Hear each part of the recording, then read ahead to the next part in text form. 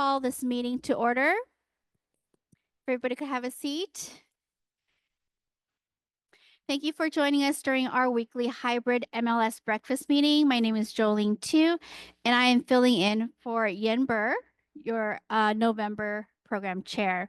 At this time, please help welcome WSGVAR our Foundation President Lorraine Clark and First Vice President Tomas Wong. Good morning. I want to welcome all of our guests and let you know how very important you are to us, because the good works that you do within our cities is much appreciated. And our donations are given to us because of our wonderful Realtor family and our affiliates. They work hard all year. They contribute, and that's how we raise our funds. I want to thank my officers, which include Nancy Hunt, Tomas, Pauline, who can't be with us today, and Marion, who can't be with us today. I also want to have a special shout out to Yolanda Martinez Arias, who is our spokesperson, who really sells our organization and works so very hard, as many do. So just to mention a couple. But thank you so much for being here today. And now I'm going to turn it over to our illustrious Vice President, Tomas. Thank you, Lorraine. Good morning, everyone. So at this time, I'm honored and have a privilege to call all our recipients. So I'm going to call their names, and so you can come to the mic, and you're going to have 3 to 4 minutes so you can share a little bit about your organization. What have you done in 2024, your accomplishment, your mission statement, and what it means for us to receive, what it means for you guys to receive a grant from us. So at this time, I'm going to call from the Boys and Girls Club, WSGV, Yvonne Ng. Morning, everybody. As you know, my name's Yvonne Ng. I'm the Chief Operating Officer for the Boys and Girls Club of West San Gabriel Valley. Some of the pillars that we stand for are food insecurity. We have kindness, and then also we have the ability to talk about the mental health and wellness, that we want to make sure that we're giving back and supporting our kids. Our mission is to ensure that every kid has a future, and we're able to provide that for them by providing them scholarships, programming, after school care, giving back to the community and volunteering. A lot of our kids are able to graduate high school with a plan for their future. And we're able to accomplish that with the support of everybody here that gives to the foundation that then can turn around and give to us. So I just want to thank you all for being able to do that this year, and to always consider to do that in the following years, because you're helping us and you're helping literally 11,000 children that we're able to serve within our community. So thank you very much. Next from Maryville is going to call Jorge Lazaro. He's the Director of the Community Engagement. Boy, this is such a treat to be here this morning. Good morning, everybody. I'm going to do things a little differently. I'm going to ask you to raise your hands if you know what Maryville is. All right, this is good. Then this is perfect opportunity. For those of you that do not know what Maryville is, we are Los Angeles' oldest children's charity, founded in 1856. Yes, you heard right, 1856. So it started as the Los Angeles Orphanage Asylum, and then about 100 years later, it changed its name to Maryville. Our headquarters is in Rosemead since 1953, before Rosemead was a city. And there we deliver services in the community. We have a magnificent award-winning childcare program. We have mental health services. And we do something special too. We provide temporary housing for single mothers. And someone asked me, what is new at Maryville? What have you done in 2024? Well, I don't know if you've heard, but we submitted a plan to double our capacity to help single mothers who are house insecure and I'm happy to report that after some discussion with the city and members of the community, the city council approved it. And so instead of helping 9 families at a time, we're going to be able to help 29 families at a time, single moms with kids up to 2 years old. So thank you for those of you that were part of this effort. We're delighted that the council agreed with us, and we're ready to continue expanding our service in the community. I wanted to thank you and all of you for thinking of Maryvale so highly to invite us to be participants and recipients of these funds. So on that note, I wanted to say thank you so much for your support. And I'll be here if anybody wishes to chat with me, and I'd be happy to tell you on our programs. All right. Have a wonderful day. Next, we from the Salvation Army Southern California Division, San Gabriel Center, we have Joanna and Richard Wang. They are the Captain Corps officers. Good morning, everyone. We are your neighbor, Salvation Army San Gabriel Center. That's my wife to introduce. Lower it. Okay. So we first want to thank you so much for your continued support of the Salvation Army. We know that without you, we could not do this. And we are blessed. The Salvation Army has been in San Gabriel now over 25 years. Salvation Army has been in this world about 159. So it's a bit of an older organization, and we're blessed to be a part. This is our 8th year here, and we're hoping for more. 10, 15. I just wanted to tell you a little bit about some of the people who come to our place and how they found a place to belong. So we have a family. The father is special needs. He's in a wheelchair and or uses like crutches. He plays the erhu, which is the Chinese instrument, professionally. He's amazing. And his wife does caricature work, which is amazing also. And they have a daughter, Nunu, who is, you can see her there. She's special needs. She's 29 years old. They came to our Corps about a year and a half ago. And when they came, I didn't even know she was verbal because she couldn't really communicate much. She was very, very shy. Today, when people come in, she goes and welcomes them. If children are sad, especially, she can connect with them. She will hold their hand. She will put her arm around them, give them an instrument to play, and just comforts them. This family has seen that they can be helped, but also they can give back, and they've found a place where they belong. And so we're so grateful to have families like this. Another family, there they are again. Another family that we have, the grandmother started coming about the same time. She is the most cheerful, joyful person I've ever met in my life. If she smiled, you couldn't help but smile, even if you're in a bad mood. And she has invited everybody she knows to come. And her family actually started coming, her daughter and son-in-law and 2 grandchildren, and they've become very involved with our youth programs. All of them, including grandma, are gonna learn how to play an instrument. The grandma wants to learn the drums, which I think is amazing. And they've also learned this is a place where they can be helped in whatever ways they need, but they also can give back, and they have a place to belong. This man, Thomas, is our bell ringer. He's been a bell ringer a really, really long time. He has special needs. Last summer, he lost his house to a fire. And Richard was like the first person he called after the fire department. And so Richard brought our 5-year-old son, and he took snacks and a few things that maybe encouragement to him, and just sat there with him as he watched his house it didn't fully burn to the ground, but they deemed it not livable anymore. And this man, actually, even though our Corps is mostly Chinese, he comes all the time, helps as much as he can, gives back as well as is able to receive. He has found a place where he belongs. And we're grateful for him and others like him who have helped those in need who come. Another person is a lady. Her name is Ronnie. She's also special needs. She's a senior. She comes and she has trouble walking a little bit, but she will sit and helps check in people for our senior food distribution that's every month. And she helps with our kettle time when we are counting money for the fundraising. She just does everything she can to help. Again, She gets a little bit of support, but she gives back far more than that. And she has a place where she belongs. I think you get the point. That's what we are trying to do here in San Gabriel at the Salvation Army is help people. Our mission statement is to help people in the name of Jesus Christ and to help people without discrimination. So we're just helping whoever comes, doesn't matter what their situation is.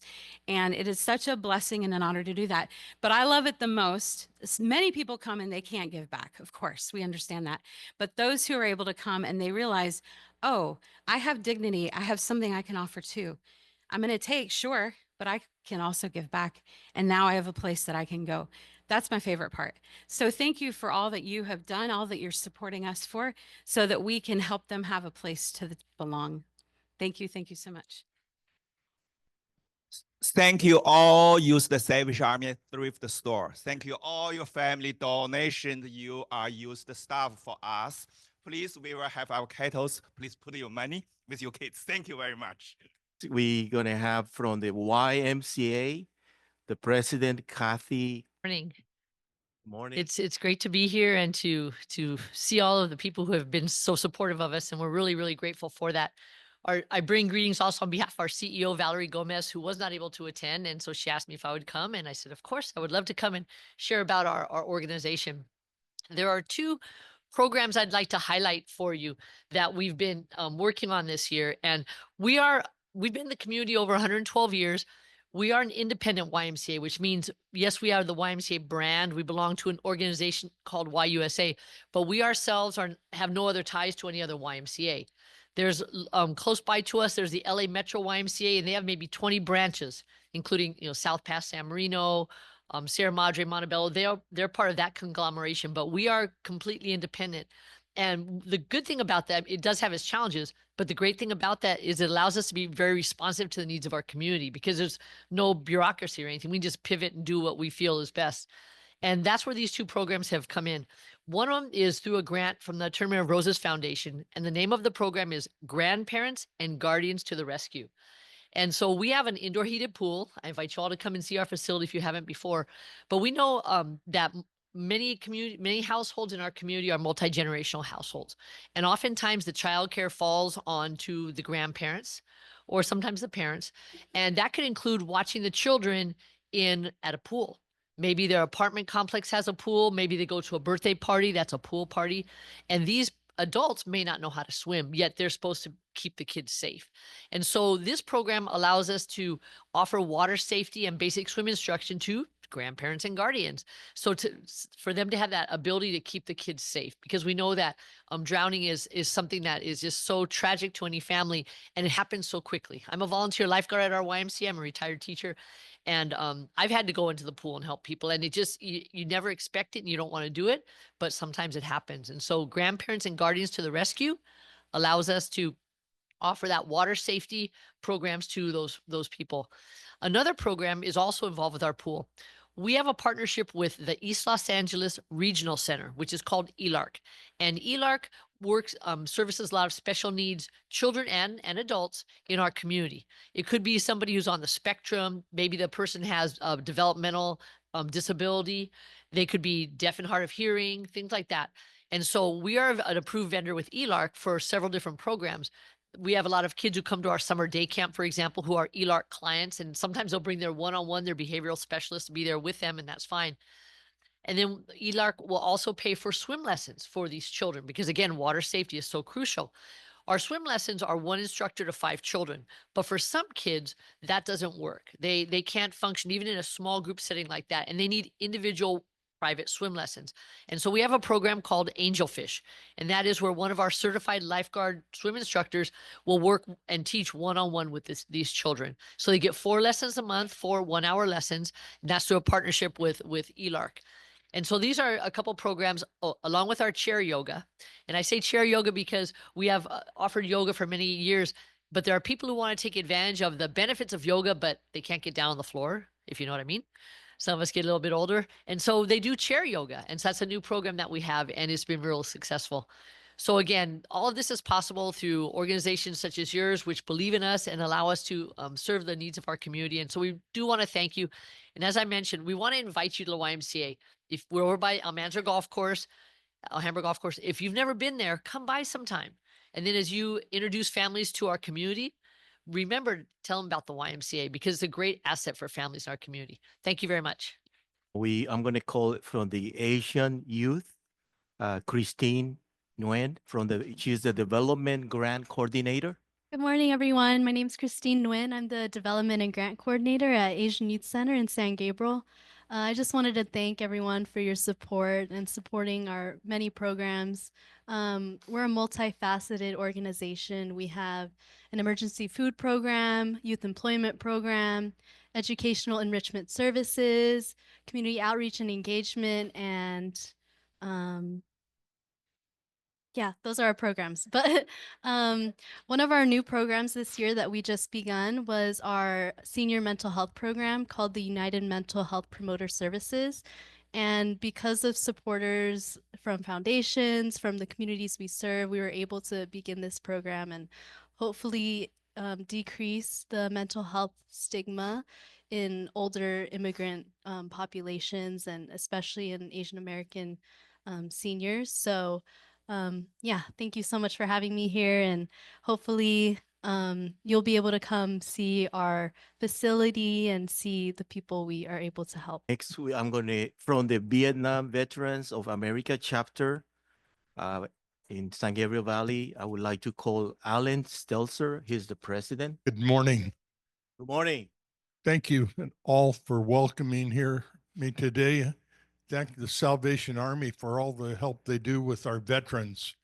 It's amazing. People don't know what they do. And I was 5 years old when I joined the Boys Club on Villa in Pasadena, and I got a very good education there. Thank you very much. Vietnam Veterans of America serves all veterans. And today, most of the veterans we serve are aging veterans and their widows. The VA does not offer help. You have to go there to get help, and we're an advocacy that accomplishes this very well. If you know any veterans and they're not involved with the VA yet, please have them contact Vietnam Veterans of America. One of the things that happened just last winter is I got a call from a lady that was helping a veteran in Los Angeles on Wilshire. His son took all his money, and this man was left destitute on the street. He was about to commit suicide, and the police picked him up, took him to the VA. He got help, and spent his time at the VA, rehabilitated, and they were going to turn him out on the street with no place to go, no jacket. And a social worker called me and said, "Is there anything you can do?" It turns out that he did not have the money, or his family did not have the money to have him fly back to Virginia, where his aunt was going to take care of him. So we got him an Uber to the airport, got him a jacket, and the social worker got him some sandwiches for his trip home. And he got home, gave me a call the next day, and he's living a very comfortable life now with his family. And with the help of your donations, we can do these kind of things. And really appreciate all that you do for veterans. Thank you. But not least, do we have any rep from the San Gabriel Valley Humane Society? No. Okay. So I guess this is all our recipients. So please join me to congratulate them. So before we conclude with our presentation, on behalf of the WSGVAR Foundation, I would like to extend a heartfelt thank you to all our members for their support throughout the years, whether you're participating in the charity event, our yearly golf tournament, the 50-50 raffle tickets, the live and the silent auction that we do throughout the during the holidays. It is really invaluable. So I truly appreciate everyone for their support, and that makes a big difference. And so we can, as a foundation, we can accomplish our goals. So thank you so much. So back to Jolene. Thank you, everyone. Thank you, Lorraine. Thank you, Tomas. We want to congratulate the very deserving organizations we featured today, and thank you for the great work that they've been doing. Please join us next week as we welcome attorney Paul Chang, who's always a favorite, on his topic of risk management to realtors in the changing market. Thank you, everyone, for joining our meeting today. Have a wonderful day. The meeting is now adjourned.